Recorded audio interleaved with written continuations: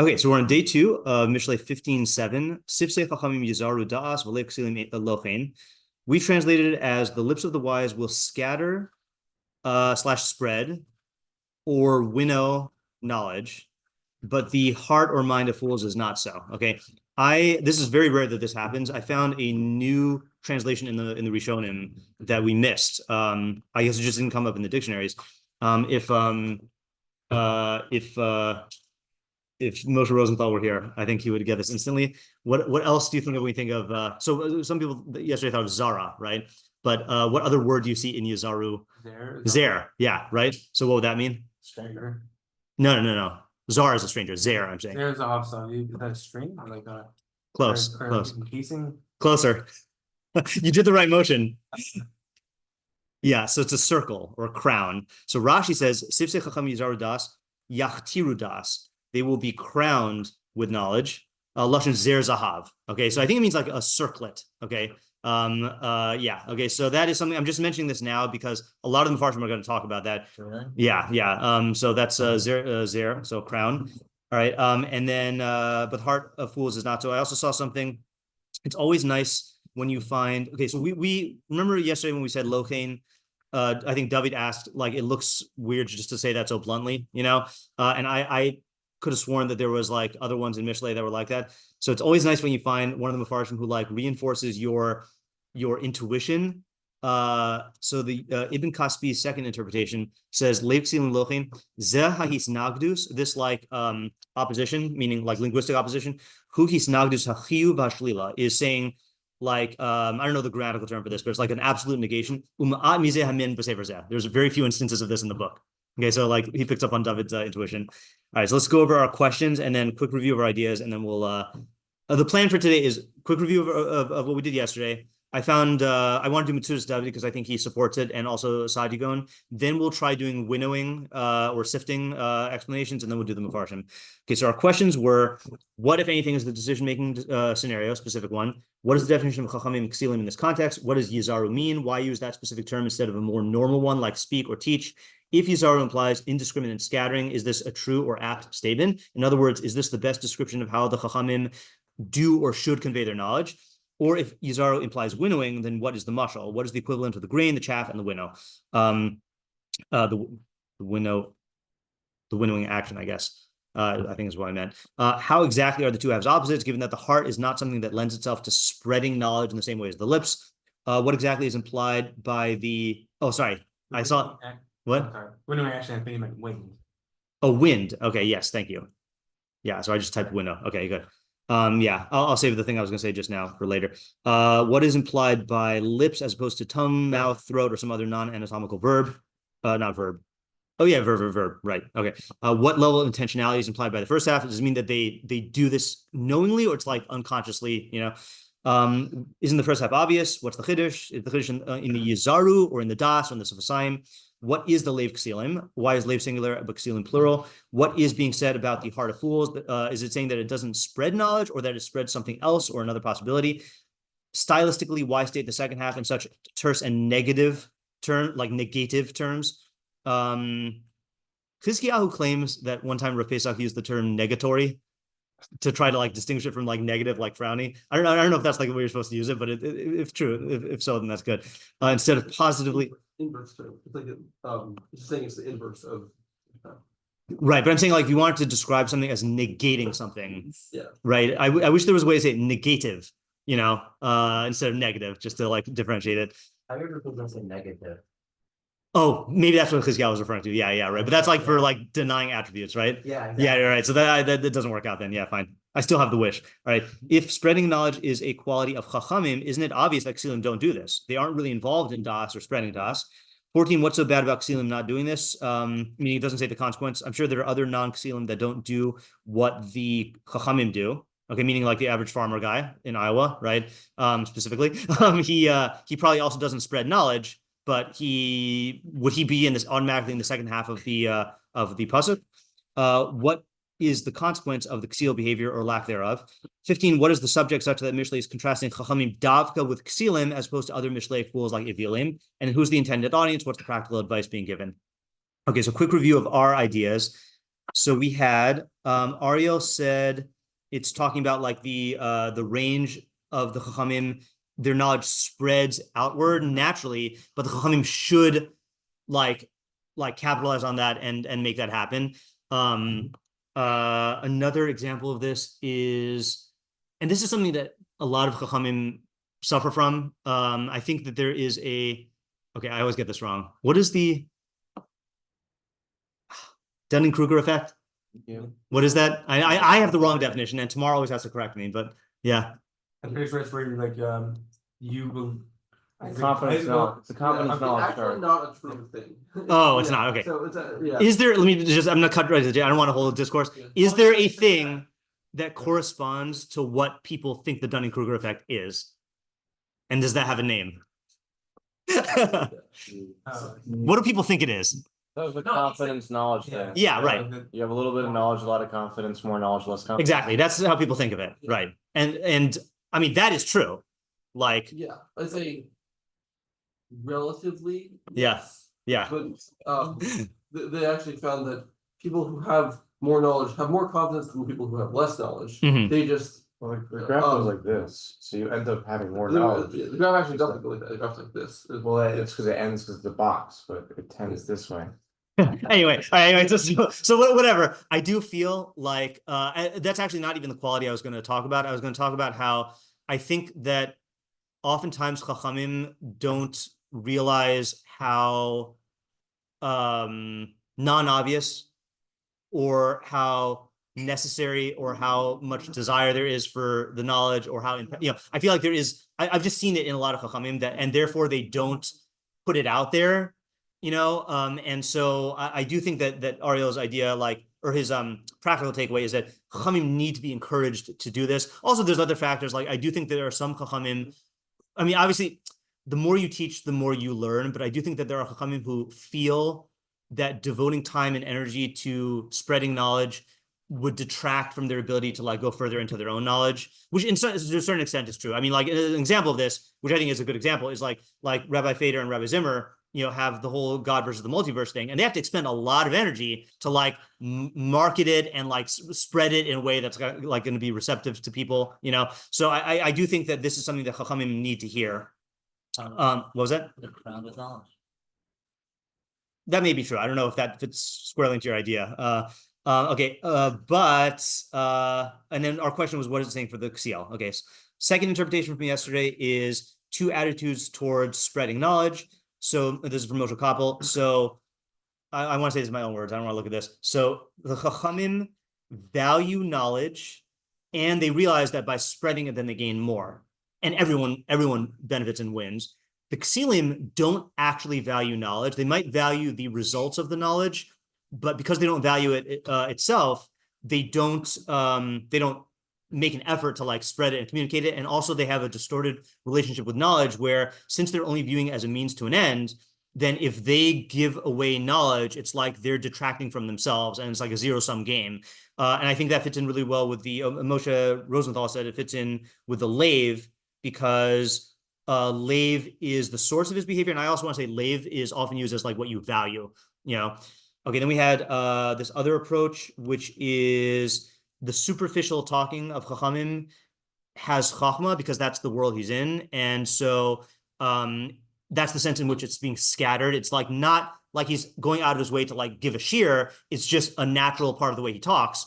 Whereas the Ksiel, even if you dig into his heart, he's not going to really have the Chachma there. And the practical takeaway is you should strive to position yourself to be able to take advantage and hear the Chachamim speak casually, whereas with a fool, don't think that you're going to get Chacham if you just like dig deep enough. Okay, I think those are the approaches from yesterday. So before we do the winnowing approach, I just want to go to Sadigon, who I think supports a general approach that we were doing. So this is in the Pirush of Sadigon. He says, Klomar, Shachachamim mefazlim harbe mechachmasam. Chachamim scatter a lot of the Chacham. Vaksilim tzikanim, which apparently is a modern Hebrew term, is they're stingy. Al davar hayachid sheyesh bi'adam. Okay, so that does go opposite the member that I quoted, which is that they advertise it. But I think is what you were trying to say, right? Yeah. And I think you could explain it based on what I was saying yesterday about if they view it as something that's going to cause them to lose, then they'll be stingy. But the opposite trend from Mishlei 18:2 that they're going to advertise it if it brings them ego gratification. I think those are both true, but it's just a coin toss or circumstances which one's going to be activated. Okay, then Mitsudas David is on which page? Is it the blue page? No, here we go. It's the page after the blue page. Yizar das hima mafazim esadas lelamed lakol. They scatter knowledge to teach everyone. Okay, and then lochein, Rasulullah lochein yechkatu lilmod. They don't want to learn. Kasher hachachamim chafitzim lilamed. They don't want to learn like the chachamim want to teach. So I don't know exactly what he's saying, but I think it does fit into the interpretation we were saying about valuing knowledge and chachamim, like their value of learning is going to lead to them teaching because they get more knowledge, and the ksil is the polar opposite. Yeah, It makes sense. yeah. Sorry, because leave is more like a receptive term. Like Interesting. Listen with your heart more than we. Okay, talk I about hear it. that. Yeah. Leave lahavin. Yeah. Okay. So now winnowing. Sean, you had one. Yeah. So I want to focus on the question of in what way are the two halves opposite? Yeah. And in doing so, thinking about how Yizru applies to the Chachamim to the furthest extent which is within their lips, and to the least extent within the Ksilim, which is within their lips. Okay. And so what it means that the Sifsei Chachamim are Yizru das is that the Chachamim are able to so completely in terms of their both communication and in their questioning of things, separate out different ideas. Yeah. That it shows the complete clarity that the Chachamim have in whatever it is that they're dealing with, which is a further clarity than just having an understanding within the mind. It's a very practical application of clarity within the mind. Yeah. Whereas the Kesilim are on the complete opposite within their mind or heart, which I know one of the Mishlei interpretations we have is it's like the in-between between the mind and the stomach, which is like the more emotive versus more rational. So like the way in which they're processing everything is just completely muddled. Like there is no winnowing of anything to the furthest extreme of that side. Yeah, all right, that's good. Let's I see your hand, Isaiah. I actually want to do Rubinu Yona because I think that's what he's saying, or it's in the realm of what he's saying. Okay, so let's do Rubinu Yona. Rubinu Yona says, and I only glanced at it, I didn't read it. Where does it begin? Okay, here we go. So next page, I think. Yeah. Okay. So Sifsei Chachamim Yizru das Miloshan Asher Zore Berachas Uvemazre. Oh, Berachas Uvemazre. I think those are our sewing or our winnowing devices. Maybe, I don't know. Someone can confirm that or not. Yeah. Monitor or whatever it is, the pitchfork. Oh yeah. Oh nice. Okay. Yeah. Let's actually just look it up really quickly. Like the verb, like winnowing. Winnowing device. Yeah, I'm thinking it's a winnowing device just intuitively, but I have no evidence for that. Let's just see what this says here. In the English, first of all, the oxen likewise in the winnowed with a shovel and with a fan. Okay, right. So the winnowing devices. Oops, I went the wrong way. Okay, so then he says, oops, yeah, then he says, Gam b'divrehem below kavana uvelo machshava kudemes. Okay, even in their words, without any intention, so that's lips, I guess, and without any prior thought. Lo yachilu sifsehem ikshus v'hashgiya v'shivush. I think yachilu here means like their lips will not tolerate. Okay, I mean literally means like to retain. Their lips will not. I think tolerates better. Crookedness and error and confusion. Kisifsehem Yizru das, because their lips winnow knowledge. Nothing that is twisted or crooked is mingled into their words. Kasher Yizru b'mazre es habar lahasir mimeno es hateven. Just like you use a winnower to winnow the grain. Milashon asher zore barachas. Hine hu zore es goren hasaorim. Okay, fine. So he's just bringing proofs. Okay, we'll summarize after we do the whole thing. B'leiv ksilim lochen. Haksil lo higil nafsho lahakir derech emes. The ksil has not accustomed his soul to recognize the path of truth. V'lo yasig libo b'mechkar v'iun b'machshava livrur es hadas min shav v'davar kazav. And he is not, his heart has not attained the level in his investigation and analysis of his thought to be able to sift out or to select out the knowledge from that which is false and that which is lies. Mashi yasigun sifsei chachamim aide hehergel. In contrast to the Chachamim, to the lips of the Chachamim that have done this through habit, below Hakdamas Ma'arche Lev, even without like the machinations of the mind. Okay, so I think this fits into what you're saying, or is what you're saying, which is that the Chachamim have trained themselves to a high standard of clarity in their thinking and in their learning. And they probably have practiced the process of self-filtering, of like not saying something until they've thought it through, but it's become so ingrained in them that it's like their lips are doing it on their own. And I think we see this all the time in yeshiva. I mean, you can see it in yourself from just, spending time learning, but like when you first start off, you say idiotic things without thinking. Then there's like a stage where like you catch yourself about to say something idiotic and like you think about it ahead of time.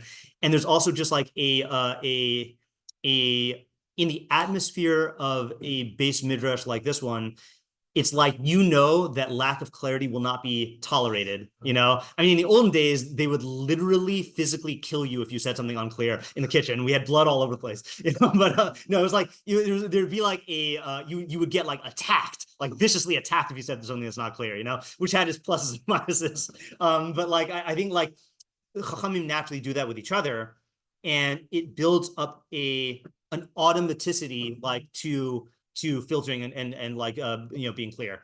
The Ksiel is not accustomed to that, and like he just subsists on a diet of confusion and muddledness, and so like he's just not gonna notice it. So the question now, the only last question for you / Rבינו Yona is like, what is the takeaway, or who's it for? What's the practical application? Because it's definitely a true statement. Yeah.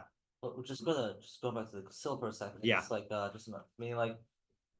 just another added element to it. Like when the Chachamim are doing this with each other, like it's almost like it builds up a certain like for them it's beneficial to gain more Chachma, right? Yeah, right. And like they may be so used to it that like they're just like like kind of like can be immune to like, the hurtful nature of its potential. But the Ksiel, they're not exposed to it, so like they may even take that very aggressively. All right, yeah, I feel like that's more of a commentary on my example than on the pasuk, right? Because I don't think the pasuk. Oh, I don't know. Right, I mean, I don't think the pasuk is talking about the environmental factors or the interpersonal factors that promote the habit. I think it's just talking about the habit. Yeah, Isaac. I think maybe one practical takeaway is like, I feel like if you're like, oh, do you want to be someone who talks clearly, or do you want to be someone who everything that they're saying is like confusing? Yeah, I think it's I say for someone who could go either way, like someone who's like in the middle, this is like a reason to want to be a chacham. Okay, so that's definitely a benefit of it, is that it shows you oh, sorry, hold on a second. Okay, yeah. I guess if you value chachma and you value clarity, then this could spur you on to become that. Yeah, Moshe? Maybe it's trying to reinforce what the first halacha is in close common Torah, but not just one, but also teach. As in, it's very easy to just think that when you learn, that it could be a very self-indulgent experience, just to amass as much knowledge as possible. But on the flip side, because you have this obligation to spread it as well, and that's going to necessitate learning skills of communication and relating to others in a clear and good way. Yeah. Okay. So I feel like that's a good like combo idea of the spreading knowledge and the winnowing knowledge, right? Because you're saying that the takeaway. Okay. Actually, this is good. All right. So we've noticed this more in Mishlei, which is, why does he use deliberately ambiguous knowledge words, right? Especially given this pasuk. Okay, right. So one reason is just some side point about methodology, is that there is a derech nister and a derech nigle, right? That there's the silver outer layer and then the gold inside. And sometimes the reason why he uses deliberately ambiguous terms is to serve both readings. And my favorite example of this is Mishlei 17:1. Tov paskareva v'shalva min bayis mali zivchei riv. So better dry bread, a piece of dry bread with tranquility in it, than a house filled with meat of strife. Okay, so that's how the pshat mefarshim translated. But it's weird words for pas chareva and zvachim, even though that is meat. It's weird. So Rashi says it is tov lakadosh baruch hu lahachriv as irov as v'haya b'shalva me avero sein shel Yisrael mi bayis mali zechariv shayu machrivim zivchei avodah zara b'veso. So it's talking about the base of mikdash, right? So if he just wanted to do the nigle, then he would use clearer language. But since he wants to allude to both meanings, then he uses this one. So that's one meaning we've had. But we had another idea, which is that if you use ambiguous terminology, you can like fuse two ideas and like get the denotation of one word with the connotation of another word. So like, I think what I'm hearing from Moshe is really this is talking about being clear, but it's also implying spreading knowledge, that there's a relation between the clarity and the ability to spread knowledge. So it's using this deliberately ambiguous term to like reinforce both ideas. Yeah, Sean. Yeah, I was seeing, and I think this fits within a lot of what we're saying. Yeah. Of the fact that it lays out the entire spectrum. Yeah. Of greatest level of clarity. Right. To least level of clarity. Yeah. That helps a person realize where they are in terms of their that's development good. of clarity. Yeah. Yeah. And so you might think that if your thoughts are clear, that's good enough. Yeah. And so seeing that really the greatest form of clarity is when you don't even need to think about it and your lips just do it automatically for you. Right. That sets up clear goal markers of where you're ultimately. Okay, good. I like that idea, and I'm just gonna like try to map it out really quickly. So I feel okay. Tell me if there's any other steps you should add. There's the heart, there's the throat, there's the mouth, there's the tongue, and then there's the lips. I think that's like going from in to out. Okay, so heart has to do with what you're doing with your mind. Okay, throat, I would say, you're like your voice box has to do with the decision about what to talk about. Lashon would have to do with the, okay, now Lashon and Peh, I'm not exactly sure. One of them I feel like has to do with the conscious formulation of what words to use. Okay, and then the like conscious, and then the lips is unconscious. So if we could differentiate, I yeah. would just change throat to when to talk. Interesting. Like sometimes it's. Okay, so I would say that that's mouth. Okay. Okay. Wait. The word the exact labels don't matter, but I'd say in other words, like because I think what happens is, and you can disagree with this, but I think what happens is you decide that this is valuable to talk about, and then you have to say, well, maybe not in this scenario, you know? So like, and the thing that produces the voice is the throat, and then opening your mouth is like decision whether to say it, and then tongue is formulation, and then lips is like unconscious formulation. That's not, I've never chained all of them together before, but I like the idea of the spectrum and seeing where you're at. Okay, that's a great application. Yeah. Just to add something on you being clear with your thoughts. You know, Yeah.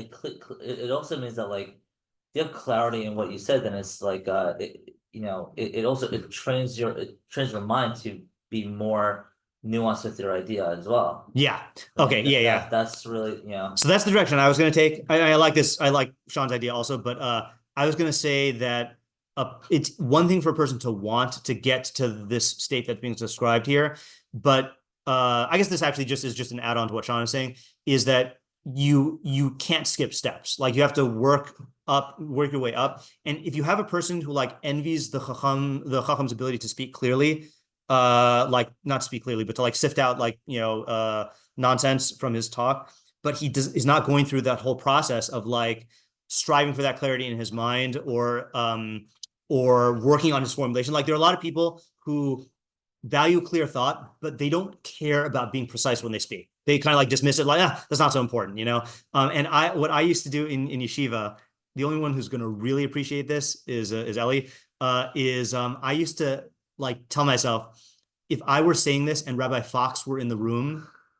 then what would he tell me? You know, meaning like, is this going to meet Rabbi Fox standard clarity? Because Rabbi Fox in his Gemara class would always give like oral quizzes, and like he would force clarity. Like like you would like if there's anything unclear, like it would be so like if you don't value clarity, same thing with writing, by the way, is like I've seen this before, is that there are chachamim I know who are very very clear when speaking, but somehow when they write, it just all falls apart.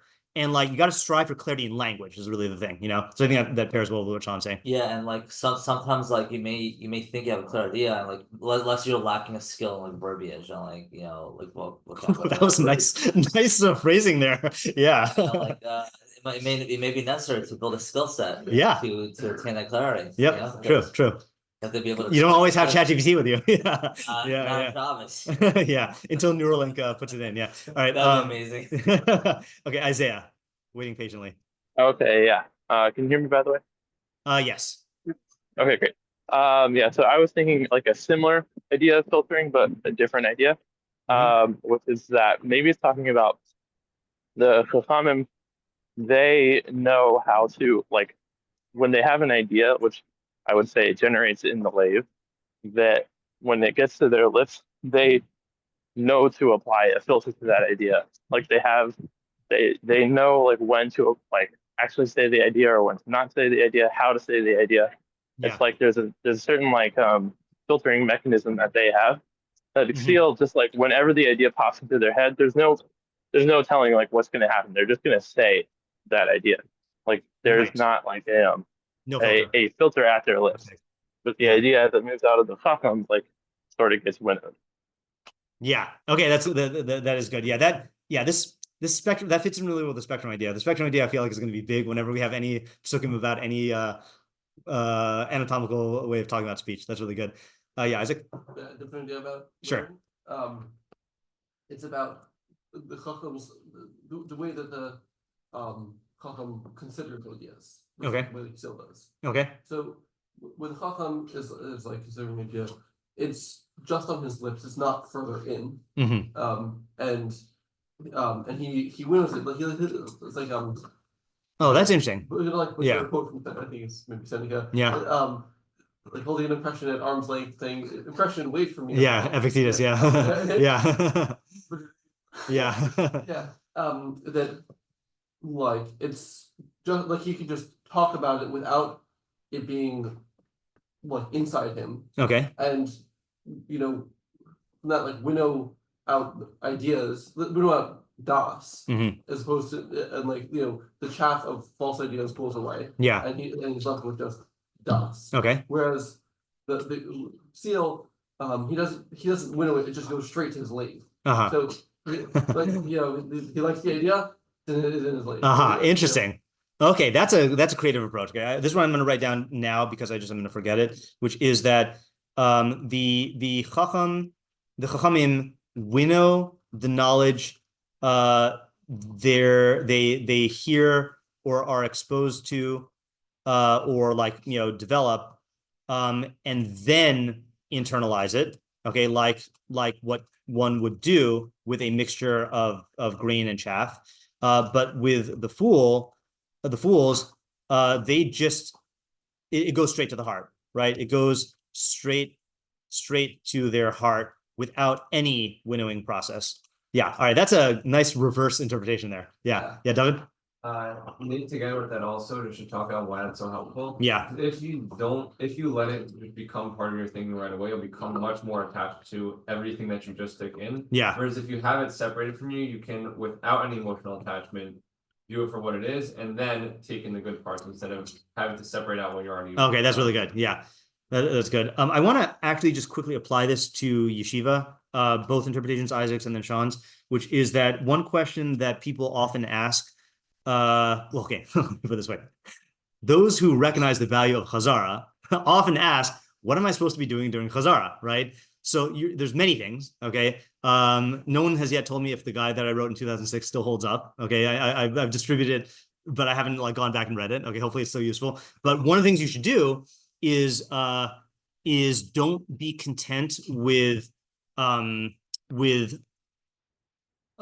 clarity, meaning get it absolutely 100% clear. Okay. And I think it's the difference between 90% clarity and 100% clarity is going to manifest itself in whether you develop sifsei chachamim or not. Okay. In other words, if you allow into your mind mostly clear ideas, so then you will end up producing mostly clear ideas. But if you insist on absolute clarity when you're reviewing the words of Chachamim and the knowledge of Chachamim, that will train you to be able to produce absolute clarity in your speech. And same thing with the Isaac's idea, which is that this is much harder to do because we are exposed to a bombardment of knowledge constantly. So you can't do it all the time, but if you train yourself to winnow everything that all the knowledge you're involved in, then you'll also develop that clarity. Yeah. I've heard that already. Yeah. When you're coming up with a skara, yeah, I think there's a tendency to get attached to it right away. But you have to winnow it first by being critical of your idea, asking questions, and trying to disprove right. it before you put into your lead. Yeah, definitely. Yeah, Moshe. Are you learning sifsei in this approach? Through talking about it? Yeah, through the chachamim's talk. The chachamim, that's how they Meaning they'll hear an idea or they'll encounter an idea, and then they'll talk it out and winnow it through the talking before they internalize it, whereas the fool, it just goes straight into his mind. Okay. Yeah. Okay. Let's do the Meiri, because he reads the pasuk in a really creative way. He also talks about Rashi, but I don't know if he explains them. So the Meiri says like this. So it starts off with Rashi. Yesh mefarshim Yzaru milashon zer zahav. Okay. See, I knew you would react to this. Yeah. What was that? Crown. Yeah, right. I called it, right? I was like, Moshe Rosenthal, if you were here, he would love this. Yeah, all right. Vim kain yeforish bo masha pirashnu va'arumim yachtiru das. Oh, so that's what he doesn't explain. He refers us back to a pasuk we did. I don't know why I'm looking at my watch earlier. I don't know if this is in a. Did we do chapter 14 here? Yeah, okay, fine. So we should be able to find it. Chachamim yachtiru das. Chachamim will be crowned with knowledge. Oh, masha pirashnu b'pasuk lashon chachamim tetiv das. Yeah, right. So that we did in this pair? Yeah, okay, right. Here's the part I like. Lochein, lo yizaru das aval b'hafach. Okay, they don't crown, they're not crowned with knowledge, but the opposite. V'yesh lomar yizaru kamo yifazru. You could say it means to scatter. Klomer chachmasa, meaning they're chachma. V'yilamduha v'yafitu ma'nosehem chutza. They spread their knowledge outward. Aval lo ksilim, aval lev ksilim yifazru lochein. They spread nonsense. Okay, Ratzlomer Devarim Bilti Kanim, right? Things that are not true, right? Kanim means true. Ubilti Amitiim and not true. Ratzlomer Devarim Kozvim. Ki harbe pamim mizache b'lashonenu inyan chiyuv b'derech shlila. Many times in our language we will mention again, I don't know the grammatical terms here, a positive by way of the negative. Basher loto asa b'soch amav. So it does not mean that he did not do good among his people. It means he did non-good, right? Like non-good. Or v'holichu b'derech lo tov. They went on a not good path. Lo tov hashmua. This news is not good.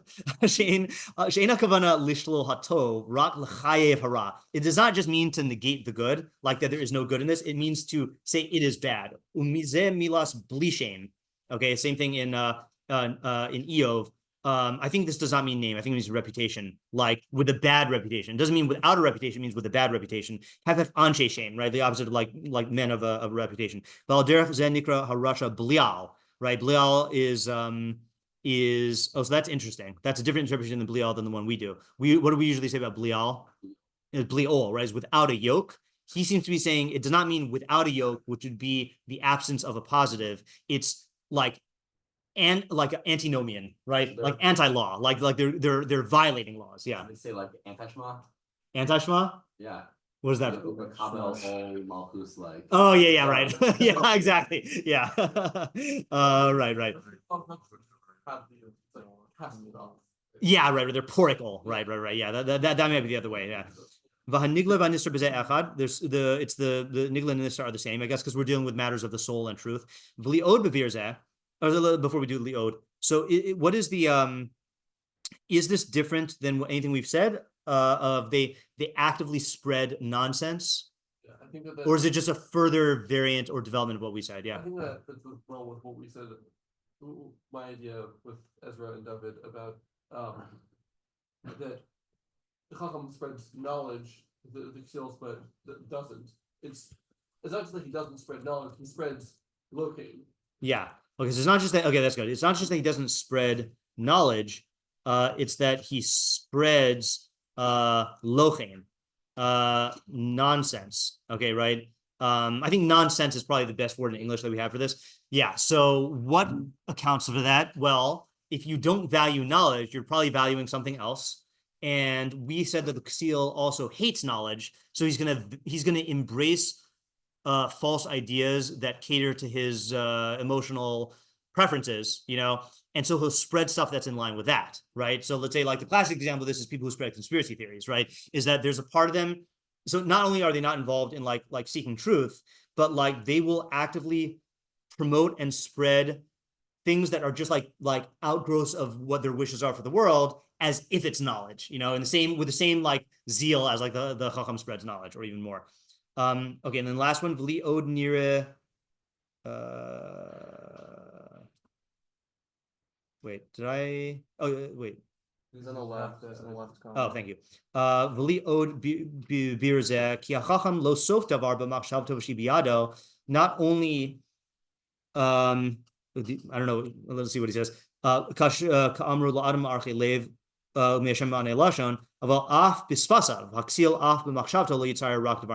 like what we were saying before. Okay, let's do now.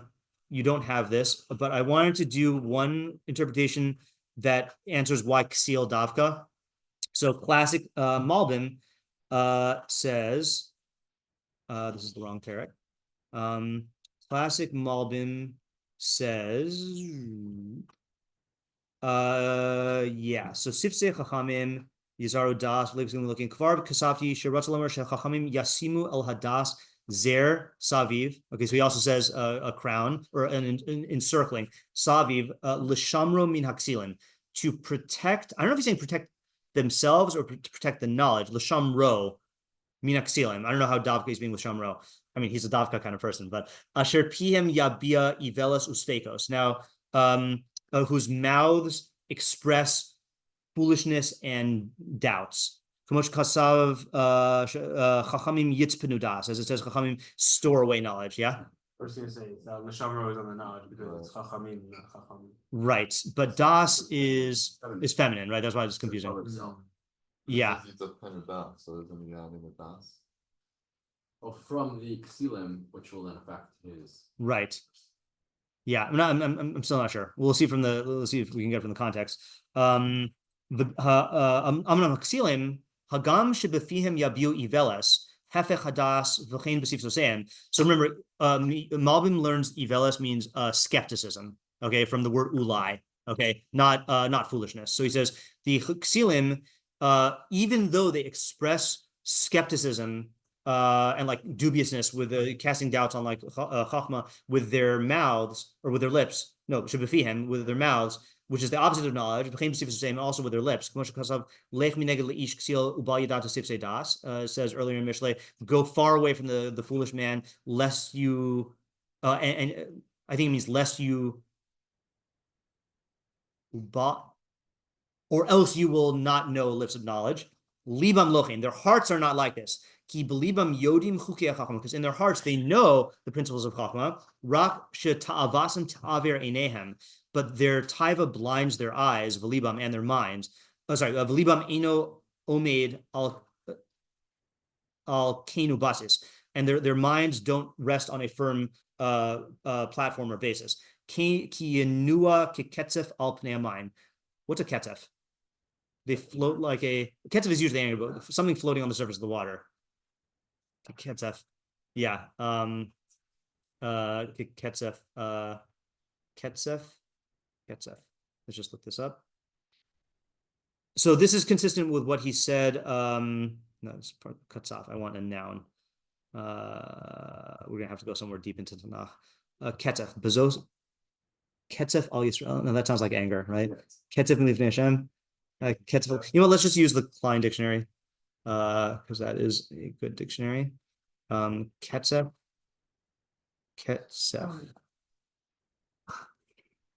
Oh. Huh. Well, let's look at what Ketzafa is. Anger or wrath. Foam. Oh, foam. Like foam on the water. Yeah, right? Yeah. Oh, is that a thing? I was joking. I was going to say whipped cream. No, that's funny.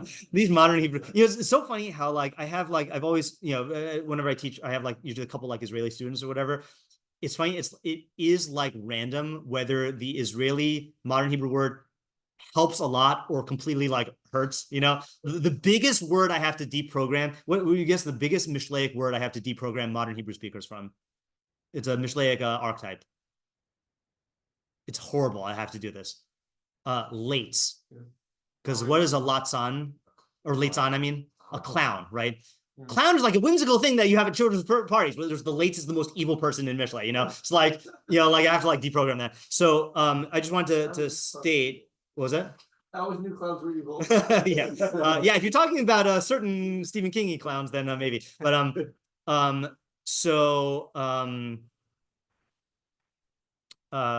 sorry, my mind started going on to generating a penny wise, but with a Mishlei fool. Yeah.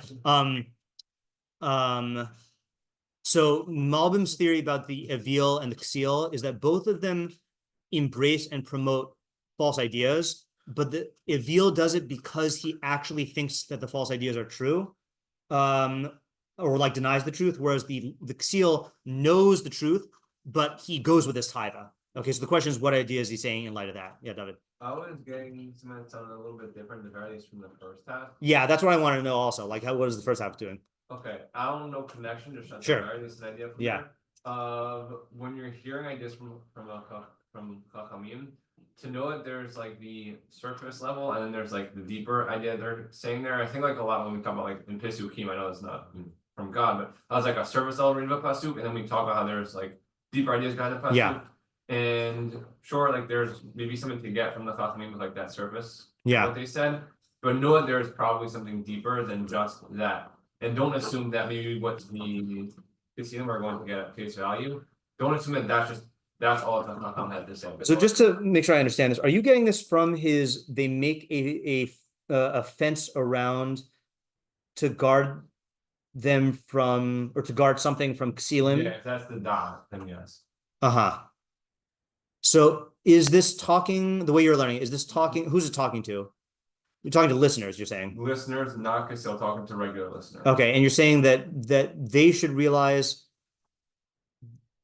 I guess what I feel like we need to understand in order to understand the mob, and maybe you don't feel this way, is I think we need to understand what they're trying to protect from and how they're doing it in order to be able to talk about how the listener should interact with it.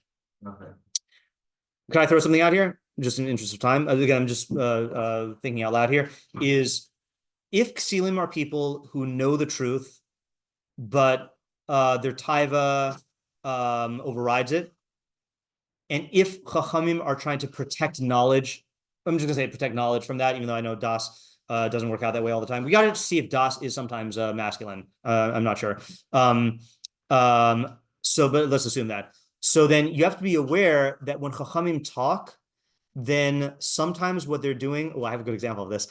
They are framing the ideas in a way, not because it's the clearest expression of the idea, but in order to protect the idea against the way that a Ksil would take it, to protect against emotional distortions of the idea, or distortions of the idea that are going to come from people's emotions. For example, let's say you give a Sunday shiur about how Rebbe gave a shiur on taking the Nachash literally, and you notice that Rebbe is very forceful against taking the Nachash literally, even though Rebbe knows very, very well that there are great Chachamim who took the Nachash. Sorry, not literally. I meant the opposite. Let me start again. Let's say you hear Rebbe giving a shiur, C107 and 108, about where Rebbe is speaking forcefully against people taking the Nachash allegorically. Okay. And Rebbe knows, because he quotes it, that there are Chachamim who took it allegorically, right? So why is he speaking so harshly? Because he knows that there are people in the audience of a rationalistic yeshiva that are going to be trigger happy when it comes to allegorizing the Torah.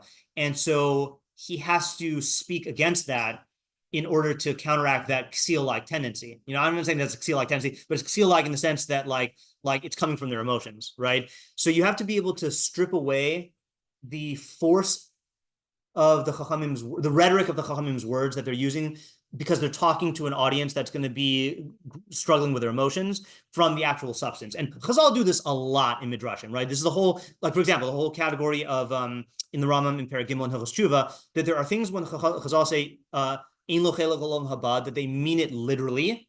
And then there are things that they said you lose your chelek in olam haba to distance people from them. You got to differentiate between those two things. So that's what I'm learning, that they protect the knowledge with a zer around it from the Ksilim. Okay, and the Ksilim, what does it say about the Ksilim? Well, they certainly don't do this, right? I mean, it sounds like they're just totally in the grips of this tendency that they're just going to distort whatever their knowledge is based on their emotions. Yeah. Okay, let's just summarize what we have here because we're almost done. So we had the approach from the I'm not going to go in order, from Meiri, who added to what we did yesterday, which is that they will actively spread nonsense, not just that they won't spread knowledge. Okay, and I think this is it branches off of what we said, but I think it is an alternate branch. Okay, then we had Sean and Rubinu Yona's idea of the Chachamim are so accustomed to engaging in winnowing knowledge that it is even on their lips and they do it unconsciously and automatically, whereas the Ksil is at the other end of the spectrum that even in their mind they don't do it. And then we had the progression of you start off with getting things clear in your mind. The next step is deciding to talk about knowledge clearly. Then there's deciding whether to say what should be said, but whether to say it now. Then there's how you formulate it. And then there is like consciously, and then there's doing it unconsciously, right? That's the progression. And you should know where you're at on that progression. You should know that the only way to get to the end is by going through this whole progression. And Isaiah also had the idea about the lack of filter on the chachamim, the ksilim at the on their lips, and the chachamim like will catch stuff. And then we had Isaac's idea about the opposite direction, which is they winnow stuff before they imbibe the kernel, whereas the fool just takes everything in without winnowing. And then we had this idea from the Malbim, which is that you should be aware when Chachamim speak that they are not just saying ideas, they're also protecting their ideas from the distorting factors in Ksilim and Ksil-like tendencies. And you have to sift. I know that's not what he's saying, but you have to sift, because he's not saying sifting. You have to sift out what their Rebbe said this, you have to sift out their actual ideas from the rhetoric. Rebbe said this also in the same Nachash here. He says, there is a type of Talmud Torah and type of teaching of Damash Tashiv Lapikoris, where the purpose, like polemics, where the purpose of what you're doing is to dispute apikorsin. But he said that's not the same thing as learning. Like there's learning to understand the truth, and then there's learning and teaching to shoot down apikorsin's ideas. And it's not like you could have someone who like has a whole discourse and they're doing it in order to refute apikorsin, not because they think that that's literally what the thing means. So you have to be aware of that. That would be an example of this. Yeah. Okay. This was a very rich pasuk. Not that I'm surprised, but yeah. Okay. All right. Have a good rest of the day. Thanks for coming. Yeah.